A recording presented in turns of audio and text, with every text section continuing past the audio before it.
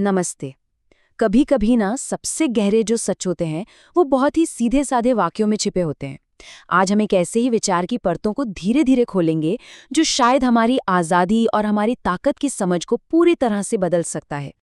तो चलिए इस एक ख्याल से शुरुआत करते हैं जो आज हमारी पूरी बातचीत का आधार है।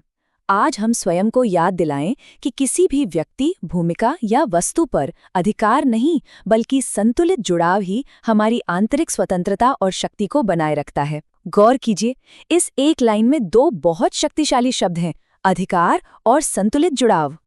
तो चलिए पहले हिस्से को समझते हैं, अधिकार का भ्रम। असल में ज्यादातर तनाव और बंधन की शुरुआत यहीं से होती है। तो अधिकार का मतलब क्या है? देखिए, ये किसी भी इंसान या चीज पर कंट्रोल करने की, उसे अपना समझने की एक गहरी भावना है। वो ये मेरा है वाली जो सोच होती है ना, बस वही। और जैसा हमारा मूल विचार कहता है, यही भावना हमारी अंदरूनी आज़ादी के रास्ते में आ जाती है। अच्छा, ये हमारे रिश्तों में कैसे नजर आता है? जब हम किसी इंसान पर अपना हक या अधिकार समझने लगते हैं तो हम ये चाहने लगते हैं कि वो हमारी उम्मीदों के हिसाब से ही चले। और इससे क्या होता है?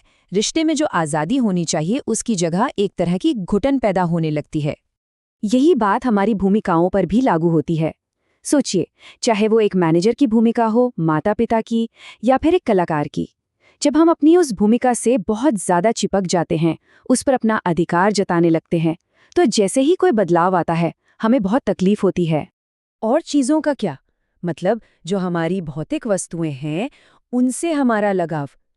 जब हम चीज़ों पर मालिकाना हक महसूस करते हैं तो उन्हें खोने का डर हमारे मन की शांति ही छीन लेता है। हमारी खुशी उन चीज़ों के होने या ना होने पर टिक जाती है। अब इस स्लाइड पर जो तुलना है वो बहुत ही कमाल की है। जरा देखिए कि कैसे अधिकार अपने साथ लाता है नियंत्रण, अपेक्षा और डर।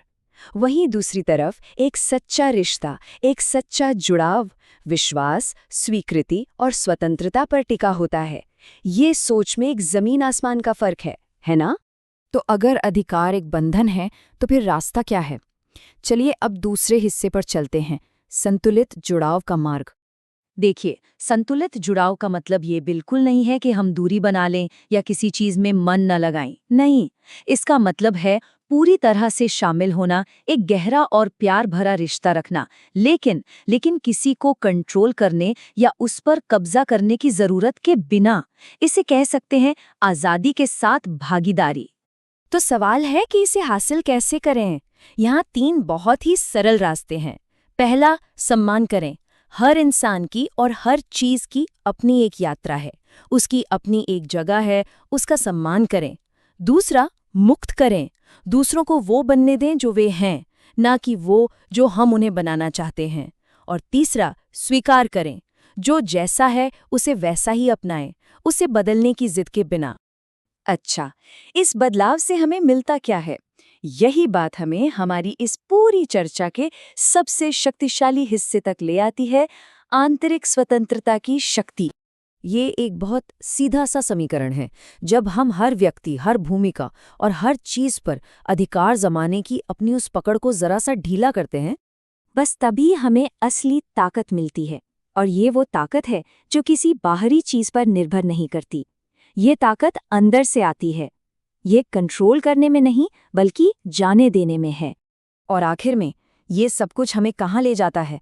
बस एक ही मंजिल की ओर, आंतरिक संतुलन। एक ऐसी अवस्था जहाँ हमारी खुशी और शांति बाहर की दुनिया के उतार चढ़ाव से तय नहीं होती।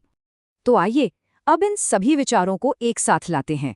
आज का हमारा चिंतन, हम वहीं वापस आते हैं जहाँ से हमने शुरू किया था, लेकिन अब एक ज्यादा गहरी समझ के साथ। इस वाक्य को एक बार फिर से सुनिए, एक नए नजरिए से। आज हम स्वयं को याद दिलाएं कि किसी भी व्यक्ति, भूमिका या वस्तु पर अधिकार नहीं बल्कि संतुलित जुड़ाव ही हमारी आंतरिक स्वतंत्रता और शक्ति को बनाए रखता है।